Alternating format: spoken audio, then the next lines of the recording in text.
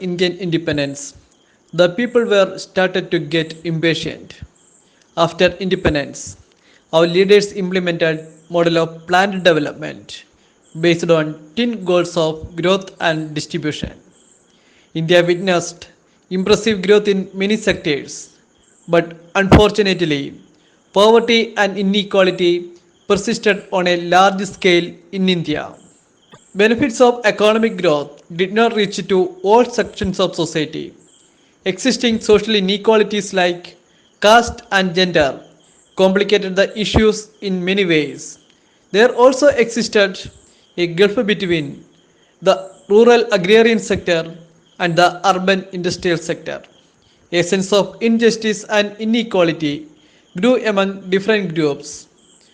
Failure of Janata government and political instability also badly affected the attitude of Indian society.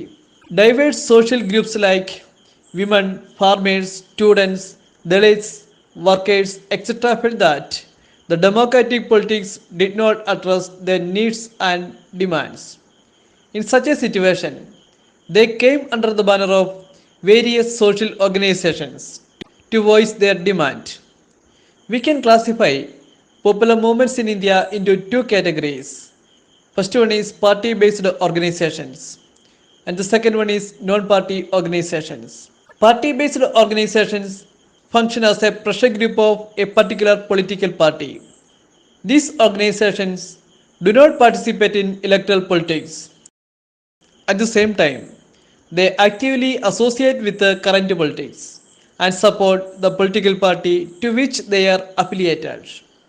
These connections help the organization to ensure a better representation of their demands in party politics. Second category is non-party organizations. Non-party organizations don't have a direct connection with any political party.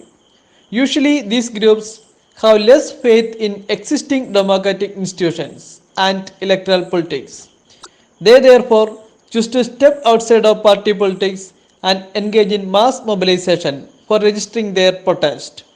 Because of the voluntary nature of their social work, many of these organizations came to be known as voluntary organizations or voluntary sector organizations. They try to resolve the social problems by mass participation of local community in the issues. Such a voluntary organization still continue their work in rural and urban areas, but the foreign funding weakened the initiatives of many voluntary organizations. Our next topic is Chipko movement. Chipko movement was one of the early forest conservation movement in India. It began in 1970s in Uttarakhand and became a starting point for many future environmental movements all over the world. In the year 1964, the Sholi Grama Swaraj Sangh was set up by Gandhian Chandi Prasad Bhatt in Gobeshar. The Sholi Grama Swaraj Sangh aimed to set up small industries using the forest resources. Their first project was a small workshop making farm tools for local use. But the forest department refused to give permission to the villagers to cut ash trees for making agricultural tools. At the same time, forest department awarded a contract for 300 trees to Simon Company, a sporting good manufacturer in distant Allahabad, to make tennis rackets. And the villagers realized forest policy of government is not favorable to them. Villagers decided to start agitation against the government. They protested against the policies of the government by hugging the trees. The different strategy used by the villagers attracted the world attention. Because of the strong opposition from the part of the villagers, the contractors and their workers were compelled to return without completing their work. But the government and the contractors were not ready to give up. They spread a fake news of compensation. The villagers believed the news and the men of Reni village diverted to city to get their compensation. While the contractors and their workers reached the village and started cutting woods. After knowing about woodcutting in the forest, 27 women from the village reached the site and demanded to stop woodcutting. They were led by Gaura Devi, the head of the village Mahalamangal Dal. Talking failed and the workers started to shout and abuse the women. Immediately, the women decided to hug the trees to stop the wood cutting. The women kept an all-night vigil to protect the trees, and the woodcutters were compelled to return. These news spread even in Lucknow, the capital city of UP. Chief Minister of Uttar Pradesh, Hemwadi Nandan Bahuna, set up a committee to look into the matter. The decision of the committee was in favor of the villagers. The movement spread to many districts in the region and became a strong environmental movement. Later, larger ecological and economic issues were raised by the movement. The villagers demanded that no forest cutting contract should be given to outsiders. Another demand was that the local community should have effective control over natural resources like land, water, and forest.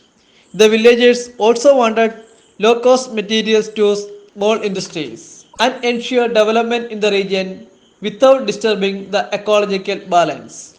The movement took up to economic issues of landless forest workers and demanded minimum wage. Active participation of women was a very novel aspect of the movement. The forest contractors also acted suppliers of alcohol to men. Women started agitation against the sale of alcohol in the region. Chipko movement was a victory.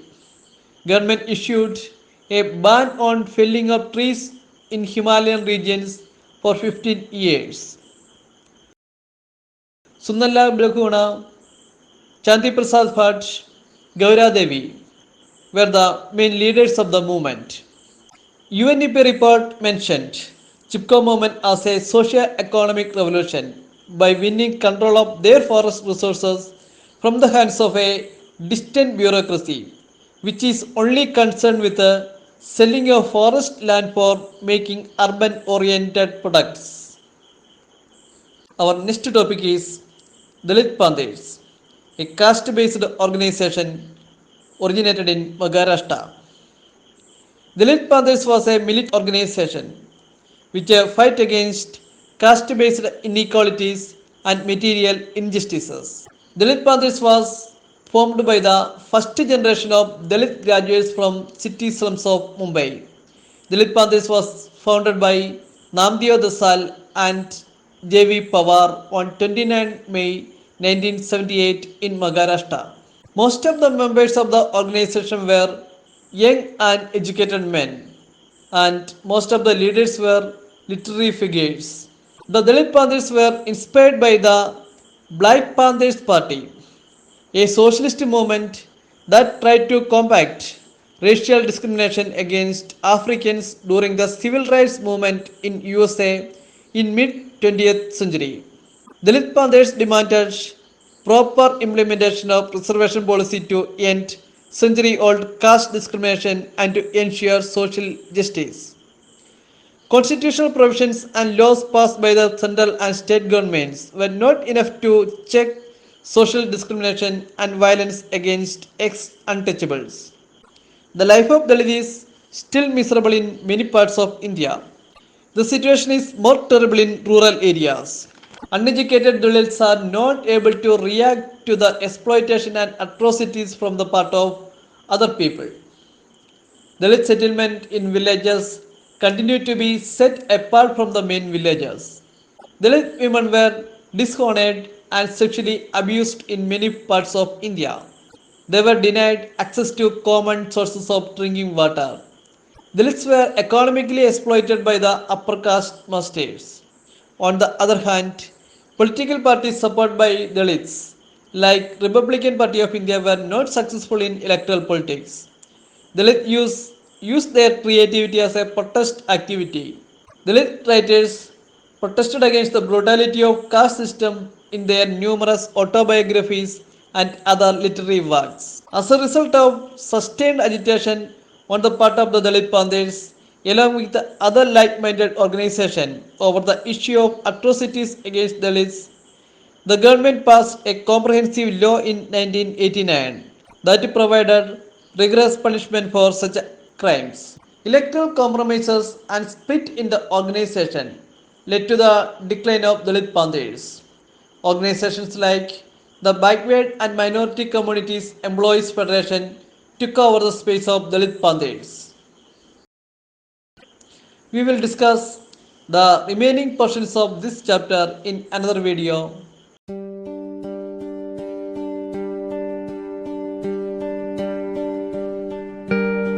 Thank you.